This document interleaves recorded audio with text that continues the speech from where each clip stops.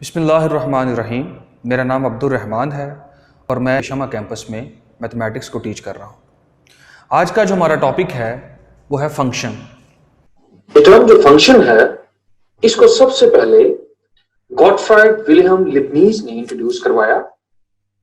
उसके बाद इस पे जो फर्दर काम किया वो लियोनहार्ड आयलर ने इसको मजीद इस पे काम किया और उसी ने ये जो नोटेशन है y is equal to f of x उसी ने इंट्रोड्यूस करवाई। फंक्शन के बारे में आपने बहुत सुना होगा। फंक्शन को पढ़ने से पहले या इसकी रियल लाइफ एप्लीकेशन से पहले हमें सेट को समझना बहुत ज़रूरी है कि सेट बेसिकली है क्या। जैसे मैंने यहाँ इसकी डेफिनेशन लिखी है, ये बेसिक डेफिनेशन है इसकी। A set is a collection of well defined and distinct object. अब इसमें दो टर्म्स हैं, दो वर्ड्स हैं, एक वेल डिफाइंड और एक डिस्टिंक्ट ऑब्जेक्ट। अक्सर स्टूडेंट्स को इन दो वर्ड्स में कंफ्यूजन होती है कि इनका क्या मतलब है। देखें, इसको समझाने से, इन दो वर्ड्स को समझाने के लिए मैं आपको एक रियल लाइफ एग्जांपल देना चाहूँगा। फॉर एग्जांपल, मेरे पास ए बी सी, ये मेरे पास तीन लोग हैं, 3 पर्सन मेरे पास हैं। इसमें जो ए की हाइट है वो मैं कहता हूं 5 फीट है, बी की जो हाइट है वो है 6 फीट है और सी की जो हाइट है वो 5.5 फीट इसकी हाइट है।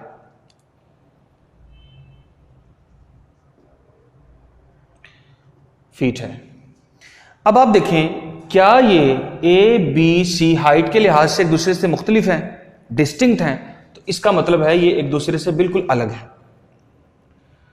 और अगर मैं इनकी हाइट का एक सेट बनाना चाहूं तो आप देखें हाइट भी एक दूसरे से डिफरेंट है, 5 फीट, 6 फीट, 5.5 फीट। तो मतलब मैं इसके बारे में श्योर हूं कि इसकी 5 फीट हाइट है, 6 फीट हाइट है, 5.5 फीट हाइट है। ये मैं इसके बारे में कंप्लीटली श्योर हूं। इसका मतलब है कि ये वेल डिफाइंड है। मैं इनके बारे में श्योरिटी से कह सकता हूं कि ए की क्या हाइट है, बी की क्या हाइट है, सी की क्या हाइट है। ये डिस्टिंक्ट भी हैं, अलग भी हैं और हाइट के लिहाज से एक दूसरे से मुख्तलिफ हैं और वेल डिफाइंड हैं। वेल डिफाइंड का मतलब होता है कि आप किसी चीज के बारे में श्योरिटी से कुछ कह सकें। लेकिन अगर इन्हीं तीन, जो आपके पास तीन लोग हैं, 3 पर्सन हैं, अगर मुझे बताना हो कि इनमें से, इन तीनों में से ज्यादा इंटेलिजेंट कौन है, तो मैं उसके बारे में श्योरिटी से नहीं बता सकता। फिर वहां मैं कहूंगा although they are distinct but they are not well defined. तो वेल डिफाइंड क्या मतलब है? जिसके बारे में आप श्योरिटी से कुछ कह सकें और जिसके बारे में श्योरिटी से आप नहीं कह सकते, उसको उनकी कलेक्शन को हम सेट नहीं कहेंगे। इसकी एग्जांपल एक और देखें। मेरे पास एक सेट ऑफ नेचुरल नंबर है 1 2 3 and up to so on. अब ये वेल डिफाइंड है, मैं इनके बारे में श्योर हूं, तो this is called a set. और जिनके बारे में मैं श्योर नहीं हूं, जैसे कि इनकी इंटेलिजेंस के ऊपर मुझे बात करनी पड़े, तो मैं उनके बारे में वेल डिफाइंड, उनके बारे में कोई श्योरिटी से कुछ नहीं कह सकता। तो इनकी जो इंटेलिजेंस का सेट, अगर मैं उनको इंटेलिजेंस के लेवल को मैं नहीं बता सकता, इसका मतलब है उनका वो इंटेलिजेंस का वो सेट नहीं बन सकता। इनकी हाइट का सेट हम बना सकते हैं। इसी तरह इसकी मैथमेटिकल डेफिनेशन की तरफ आते हैं। A function is defined from set A to set B. अब अगर मैं सेट के बारे में ना बताता तो हमें शायद इस डेफिनेशन को समझने में काफ़ी दिक्कत होती। हमारे पास एक फंक्शन है, इसको डिफाइन किया गया है from set A to set B such that, S T मतलब such that every element of set A must have unique element in set B. मतलब कि सेट ए में जितने भी एलिमेंट्स हैं उसका कोई यूनिक इमेज सेट बी में जरूर मौजूद होना चाहिए, तो वो फंक्शन कहलाएगा। चलिए अब इसी को जरा यहां देखते हैं। जैसे मैंने कहा function from A to B, ये मेरे पास एक सेट है ए जिसमें एलिमेंट्स हैं ए बी सी। दूसरा मेरे पास सेट है बी, उसमें जो हमारे पास एलिमेंट्स हैं 1 2 3। अब आप देखेंगे कि every element of set A must have unique image in set B. ये आपको नजर आ रहा है, तो दिस इज अ फंक्शन। और इसको मैं अगर ऑर्डर पेयर में लिखना चाहूं तो इसको मैं ऑर्डर पेयर में भी लिख सकता हूं इस फॉर्म में। हमारे पास जो एलिमेंट्स सेट ए में हैं इनको हम डोमेन कहेंगे, और सेट बी में जो एलिमेंट्स हैं इनको हम कोडोमेन कहेंगे। चलें इसको थोड़ा सा हम आगे लेके चलते हैं। देखिए मेरे पास एक और सेट है, सेट ए और सेट बी। सेट ए में एलिमेंट्स हैं ए बी सी, और इस तरह सेट बी में एलिमेंट जो हमारे पास हैं ई एफ जी एच। अब आप यहां देखें कि ए का इमेज मौजूद है, बी का इमेज मौजूद है, लेकिन यहां पर देखें सी के जो हैं वो 2 इमेज हैं, और मैंने यहां पर आपसे कहा था मस्ट हैव यूनिक एलिमेंट या यूनिक इमेज, तो सी के 2 इमेज नहीं हो सकते, तो इसलिए ये फंक्शन नहीं है, इसको हम फंक्शन नहीं कहेंगे। इसका एक इमेज यहां पे मौजूद होना चाहिए। इसी तरह एक और सेट, 2 सेट ले लें, एग्जांपल ले लें। एक हमारे पास सेट है 1 2 3, सेट बी है ए एंड बी। 1 का इमेज मौजूद है ए, 2 का इमेज मौजूद है बी, लेकिन यहां पर डोमेन में जो एलिमेंट है 3, इसका कोई इमेज ही नहीं है। तो अगर ऐसा भी सिनेरियो आ जाए तो वो भी फंक्शन नहीं है। Every element of set A must have unique image in set B. ये हो सकता है कि बी के एलिमेंट्स ज्यादा हो जाएं ए के एलिमेंट से, लेकिन ये कंडीशन है कि सेट ए में जितने एलिमेंट्स होंगे उनका यूनिक इमेज बी में जरूर मौजूद होना चाहिए। This is not a function. Is that clear? अब आगे चलते हैं। इसी तरह हम एक और एग्जांपल देखते हैं। हमारे पास एक सेट है, set A B C and set B E F G. अब इसमें आप ये देखें, the image of A is E and the image of B is also E and the image of C is F. ये possible है कि एक image set ए के 2 एलिमेंट्स का हो। ये पॉसिबल नहीं है कि सेट ए के एक एलिमेंट के 2 इमेज हों, जैसे कि हमने प्रीवियस एग्जांपल में देखा। तो ये फंक्शन है। अब आप कहेंगे यहां पर जी के साथ तो मैपिंग ही नहीं है, तो ये भी पॉसिबल है कि सेट बी में कुछ ऐसे एलिमेंट आ जाए जिनके साथ ए की मैपिंग ना हो, तब भी उसको हम फंक्शन ही कहेंगे। अगर इसको मैं ऑर्डर पेयर में लिखूं तो उसको ऐसे लिख सकता हूं कि ए का इमेज ई, बी का इमेज भी ई, और सी का जो इमेज है वो एफ है। It is a function.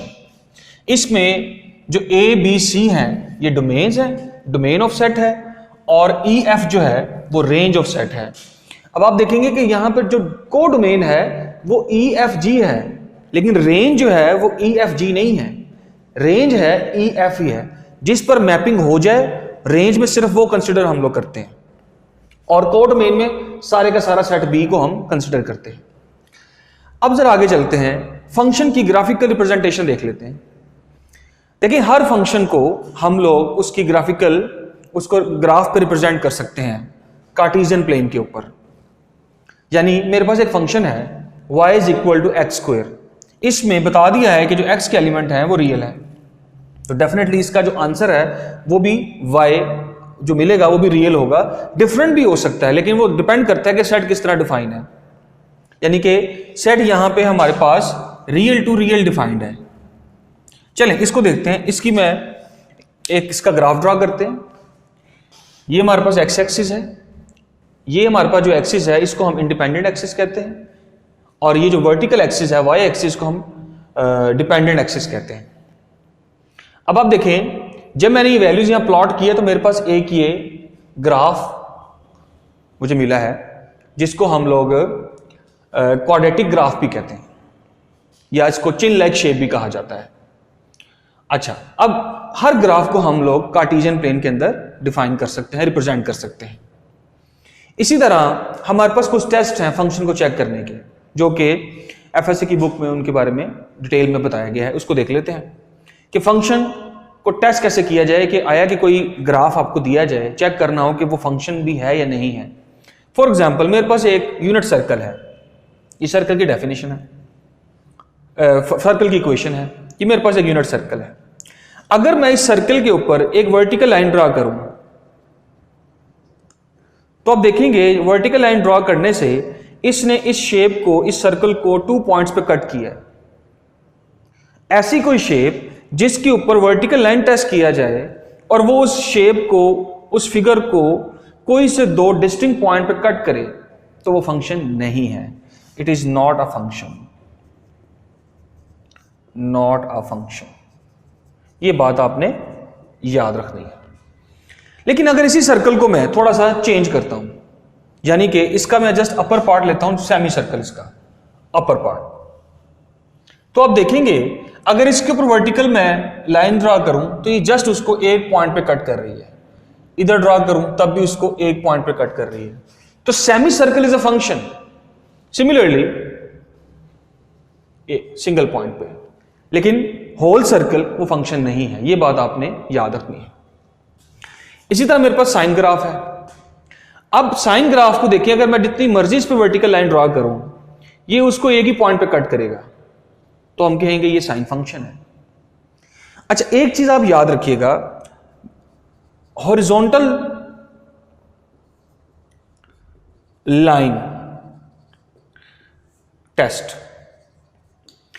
इसके बारे में डिटेल में किसी दूसरे वीडियो लेक्चर में आपको बताऊंगा। लेकिन यहां पे देखें, किसी भी अगर आपके पास कोई साइन ग्राफ है, हॉरिजॉन्टल लाइन जितनी मर्जी दफा किसी पॉइंट को कट करे तो वो फंक्शन, उसका मतलब ये नहीं कि वो फंक्शन नहीं है। हमारे पास फंक्शन को चेक करने का जो टेस्ट है वर्टिकल लाइन टेस्ट है। हॉरिजॉन्टल लाइन जितनी मर्जी पॉइंट पर उसको कट करे, it is a function. Is that clear? Okay. अब जरा इसकी रियल लाइफ एग्जांपल्स को हम देखते हैं।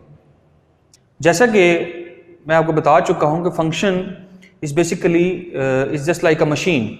जैसे आप मशीन को कोई इनपुट देते हैं, वो उसके अकॉर्डिंग आपको आउटपुट देता है। जैसे कि the length of a person shadow along the floor is a function of their height. मतलब किसी आदमी की जितनी हाइट होगी, उसका जो शैडो है उसकी हाइट पर डिपेंड करेगा।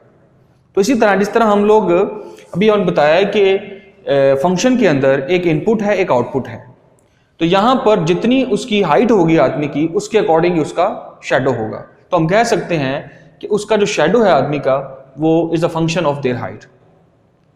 इसी तरह जितनी देर आदमी काम करेगा, उतने वो ज्यादा पैसे कमाएगा। अब उसकी जो अर्निंग है वो डिपेंड करती है किसके ऊपर, टाइम स्पेंड, कितना वो कर रहा है कमाने में। तो इस तरह बेशुमार इसकी और एग्जांपल्स हैं।